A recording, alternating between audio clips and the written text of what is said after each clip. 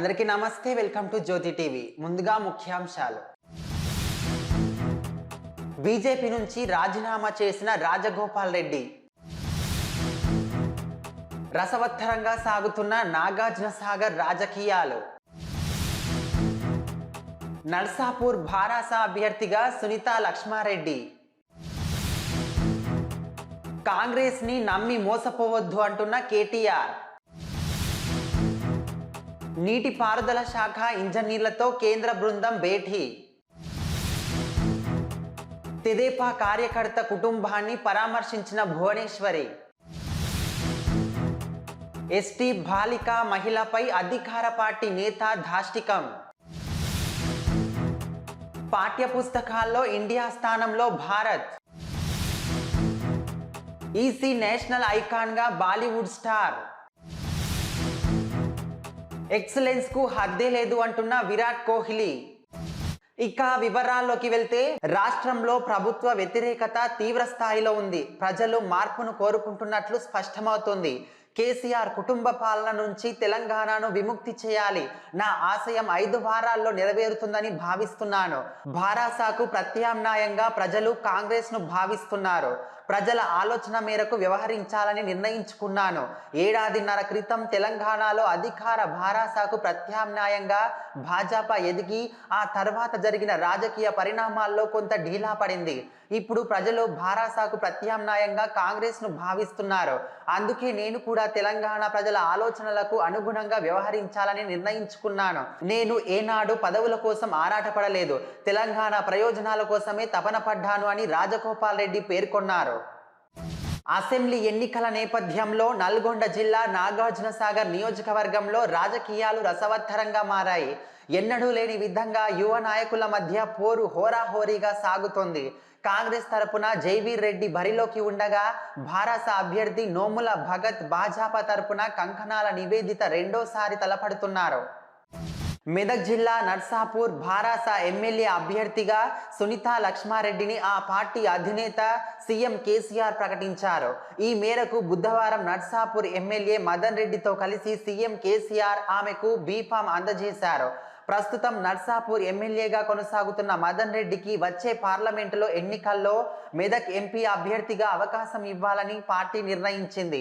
పార్టీలో అంతర్గత సర్దుబాటు చేస్తూ అధినేత సీఎం కేసీఆర్ ఆధ్వర్యంలో భేటీ అయిన భారాస కోర్ కమిటీ సభ్యులు ఈ మేరకు నిర్ణయం తీసుకున్నారు. పార్టీ సభ్యులు ఏకగ్రీవంగా తీసుకున్న నిర్ణయం పట్ల సీఎం కేసీఆర్ హర్షం వ్యక్తం చేశారు.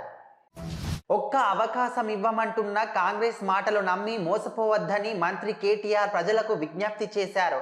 పెద్దపల్లికి చెందిన కాంగ్రెస్ నేతలు సత్యనారాయణ రెడ్డి, రామ్మూర్తి బుధవారం తెలంగాణ భవన్లో మంత్రి కేటీఆర్ సమక్షంలో భారాసాలో చేరారు. వీరికి కేటీఆర్ గులాబీ కండువా కప్పి పార్టీలోకి ఆహ్వానించారు. ఈ సందర్భంగా ఆయన మాట్లాడుతూ, కాంగ్రెస్ ను నమ్మి మోసపోయిన కర్ణాటక ప్రజలు కరెంటు లేక ఇబ్బంది పడుతున్నారని తెలిపారు. 24 గంటలు 3 గంటల కరెంటు కావాలా, ప్రజలే ఆలోచించుకోవాలన్నారు. తెలంగాణలో మేడిగడ్డ బ్యారేజీ కుంగిన వ్యవహారంపై కేంద్ర బృందం పర్యటన కొనసాగుతోంది. National dam safety authority chairman Anil Jain నేతృత్వంలో ఏర్పాటైన కమిటీ బుధవారం రాష్ట్ర నీటిపారుదల శాఖ ఇంజనీర్లతో భేటీ అయింది. తెలంగాణ ఈఎంసీలు మురళీధర్, నాగేంద్రరావు, వెంకటేశ్వర్లు, ఓఎస్డి శ్రీధర్, దేశపాండే, ఎల్&టి ప్రతినిధులు భేటీలో పాల్గొన్నారు. మేడిగడ్డ ఆనకట్ట కుంగిన వ్యవహారంపై ఇంజనీర్లతో కేంద్ర బృందం చర్చించింది. ఆనకట్టుకు సంబంధించిన సాంకేతిక అంశాలపై విస్తృతంగా చర్చించింది. తెదేపా అధినేత చంద్రబాబు సతీమణి భువనేశ్వరి తలపెట్టిన నిజం గెలవాలి యాత్ర ప్రారంభమైంది. నారావారి పల్లెలో తెదేపా వ్యవస్థాపకుడు ఎన్టీఆర్ విగ్రహానికి ఆమె పూలమాలలు వేసి యాత్రను ప్రారంభించారు. చంద్రబాబు అరెస్టుతో ఆవేదన చెంది మరణించిన తెదేపా కార్యకర్తలు, అభిమానుల ఇళ్లకు వెళ్లి బాధిత కుటుంబాలను భువనేశ్వరి పరామర్శించారు. తొలి రోజు తిరుపతి జిల్లా చంద్రగిరిలో ఏ ప్రవీణ్ రెడ్డి, నేండ్రగుంటలో కె చిన్నబ్బ కుటుంబాలను భువనేశ్వరి పరామర్శించి ఓదార్చారు. ఆయా కుటుంబాలకు చెరో 3 లక్షల చెక్కును అందజేశారు. దొంగతనం ఆరోపణలతో ఎస్టీ బాలిక పట్ల సాక్షాత్తు అధికార వైకాపా నాయకుడు చట్టాన్ని కాపాడాల్సిన మహిళా ఎస్ఐ ధాష్టికం ప్రదర్శించారు. కృష్ణా జిల్లా మోపిదేవి మండలం కె కొత్తపాలెంలో ఆలస్యంగా వెలుగులోకి చూసిన సంఘటన ఇది.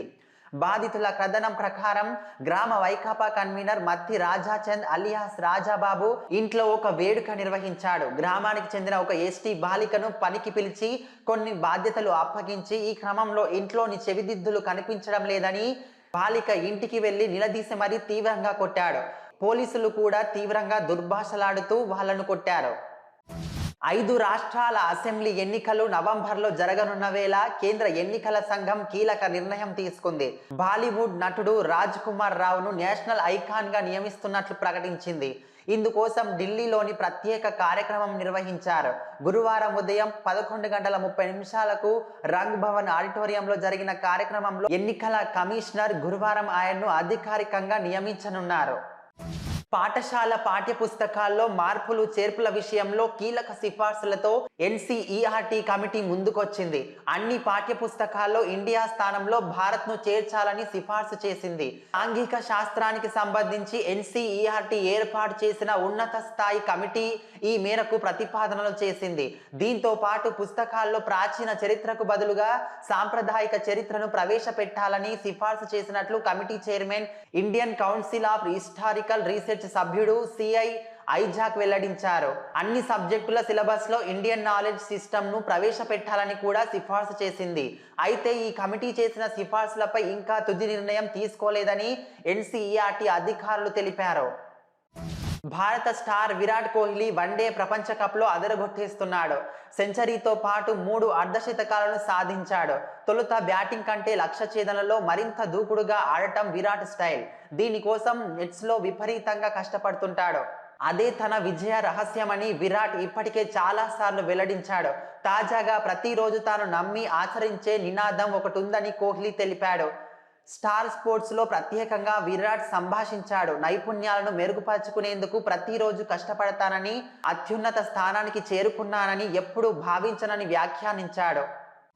పుట్టినరోజును పురస్కరించుకొని అనాథ బాలులకు అన్నదానం చేయడం చాలా అభినందనీయమని, ఇటువంటి సేవా సహృదయం కలిగి ఉన్నవారు సమాజ సేవలో ఉపయోగపడతారని, అనాథలకు అండగా ఉండటం ఎంతో అదృష్టమని వికాస్ ప్రైమరీ నేత్ర వైద్య నిపుణులు ఎండమూరి ప్రభుదాస్ అన్నారు.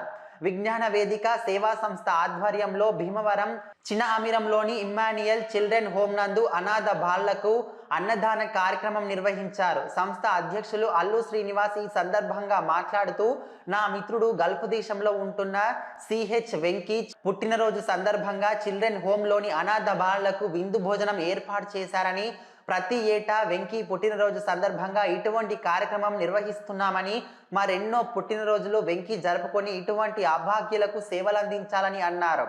కంటి వైద్యులు ప్రభుదాస్ మాట్లాడుతూ, ఇటువంటి పుట్టినరోజు వేడుకలను అభాగ్యుల మధ్య జరుపుకోవడం భగవంతుడు మెచ్చే కార్యక్రమమని, సమాజానికి ఎంతో సేవ చేస్తున్న అల్లు శ్రీను భీమవరం పట్టణానికి వన్నె తెచ్చారని, ఆకలిగా ఉన్న వారికి అన్నం పెట్టడం ఆయన పుట్టుకతోనే వచ్చిందని, అందుకే సమాజంలో శ్రీనివాస్ కి మంచి గుర్తింపు వచ్చిందని, ప్రతి ఒక్కరికి సేవ చేసుకుంటూ వెళితే గుర్తింపు అదే వస్తుందని సంఘ సేవకుడు అల్లు శ్రీనివాసుని అభినందించారు.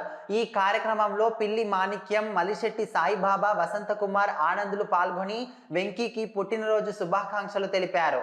వెంకీ గారికి పుట్టినరోజు శుభాకాంక్షలు తెలియజేసుకుంటూ ఈ కార్యక్రమం నిర్వహిస్తున్నటువంటి అల్లు శ్రీని గారికి నా ధన్యవాదాలు తెలియజేస్తున్నాను.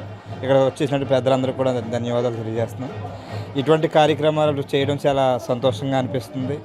ఇలాంటి వాళ్ళని ఇన్స్పిరేషన్గా తీసుకుని ఇంకా ముందు చేసే కార్యక్రమాలు కూడా చేయాలని కూడా నేను ఆశిస్తూ, ఒకవేళ ఇలా కంటిపరంగా ఎటువంటి ఇబ్బందులు ఉన్నా కూడా నా దగ్గరికి తీసుకొస్తే ఫ్రీగా స్వచ్ఛందంగా చేస్తానని చెప్పి ఈ సభాముఖంగా తెలియజేస్తాను. ఇంతటితో వార్తలు సమాప్తం. జ్యోతి టీవీని లైక్ చేయండి, షేర్ చేయండి, సబ్స్క్రైబ్ చేయండి. ధన్యవాదాలు.